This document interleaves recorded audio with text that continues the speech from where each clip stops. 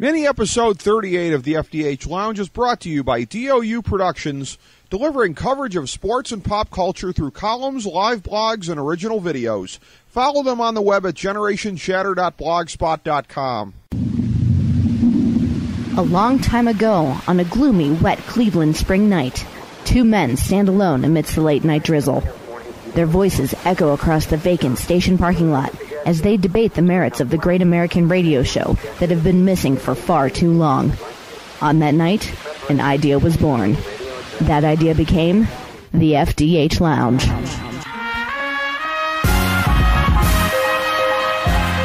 Welcome to the FDH Lounge. Welcome to mini episode number 38 of the FDH Lounge and our 11th adaptation of the FantasyDraftHelp.com Insider in this format after 7 seasons on our previous platform.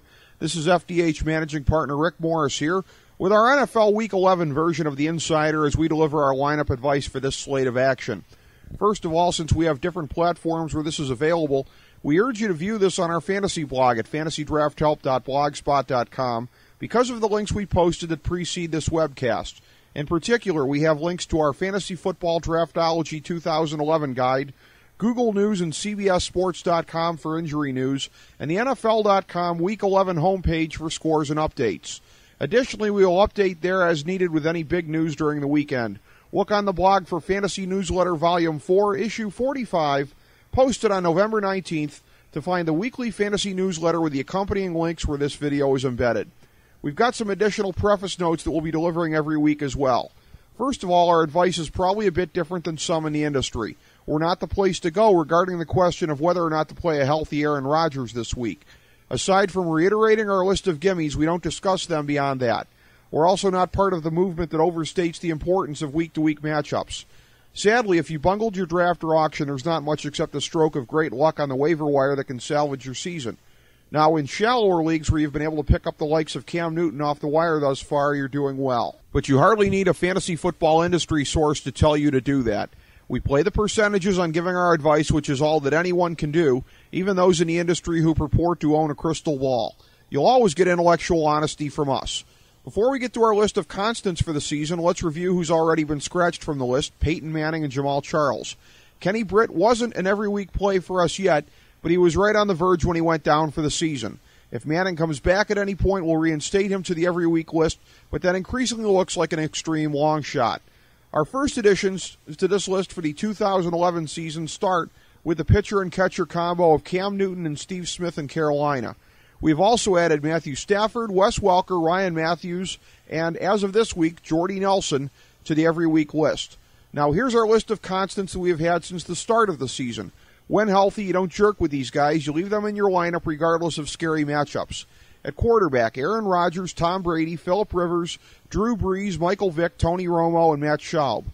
At running back, Chris Johnson, Adrian Peterson, LaShawn McCoy, Ray Rice, Mo Jones-Drew, Arian Foster, Rashard Mendenhall, Michael Turner, Darren McFadden, Matt Forte, Peyton Hillis, Ahmad Bradshaw, Frank Gore, DeAngelo Williams, Jonathan Stewart, LeGarrette Blount, and Steven Jackson. At wide receiver, Andre Johnson, Roddy White, Calvin Johnson, Greg Jennings, Hakeem Nicks, Reggie Wayne, Mike Wallace, Larry Fitzgerald, Miles Austin, Deshaun Jackson, Mike Williams, Tampa Bay, Dwayne Bowe, Marcus Colston, Jeremy Maclin, Vincent Jackson, Des Bryant, and Brandon Marshall. At tight end, Antonio Gates, Dallas Clark, Jason Witten, Vernon Davis, and Jermichael Finley. Now, our advice is relative, and there are exceptions to every rule. As a general guide to our approach, we factor in a PPR assumption since so many leagues have at least some component of that in their scoring system these days. Additionally, our advice is able to be applied most precisely to a 12-team league in terms of the proportions of value. As such, based on the players who are our perennial recommendations for the season, there are 9 QBs, 17 running backs, 19 wide receivers, and 5 tight ends who are always worth playing if healthy. Those baseline numbers provide a useful guide into the strength of various positions from week to week. In a 12-team league, that means in an ideal week we can recommend at least 5 additional QBs, 8 additional tight ends, and approximately a dozen running backs and wide receivers, assuming that your league has a flex position. Folks, you're listening to the FantasyDraftHelp.com Insider. Would you walk us through a typical day for you? Yeah. Great. Well, I generally come in at least 15 minutes late. I use the side door. And after that, I just sort of space out for about an hour.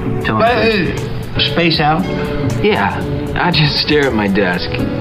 But it looks like I'm working.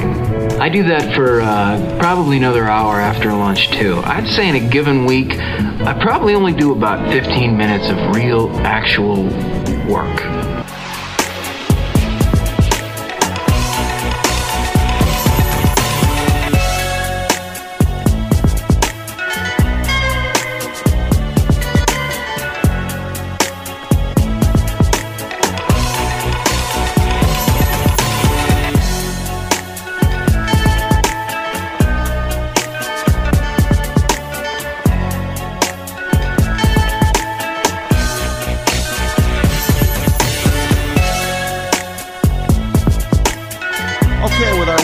Necessary setup out of the way, let's get into this week's best lineup plays.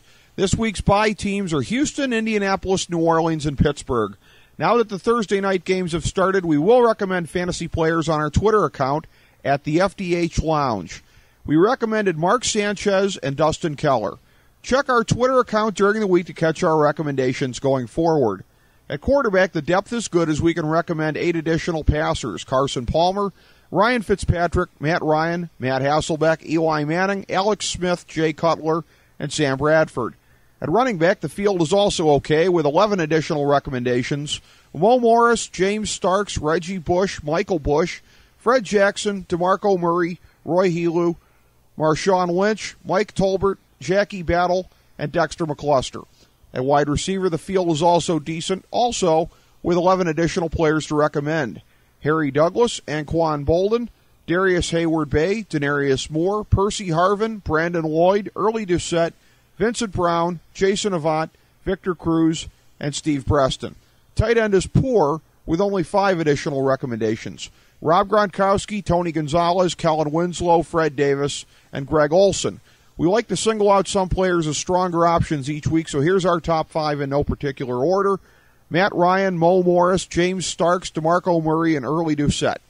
Additionally, each week we take a look at NFL teams we consider to be all in or all out. All in constitutes recommendations at the full range of QB, RB1, WR1, WR2, and tight end. All out teams have only their perennial recommendations to go on every week, with no marginal players suggested. Our all-in recommendations are Atlanta and Dallas. There are only 3 all-out plays this week, less than usual: Cleveland, Jacksonville, and Cincinnati. So there's your recommendations for NFL Week 11. We welcome any questions, and we may answer them here from week to week. Become a friend of FantasyDraftHelp.com on Facebook, or hit us up on Twitter, where our identity is the FDH Lounge with no spaces and the TFDH and L capitalized. Thanks for checking us out. Go break off a little value on your opponent this week, and be sure to sample our other Nothing is Off Topic mini episodes, including our recent conversation with rock superstar Steve Perry from the FDH Lounge.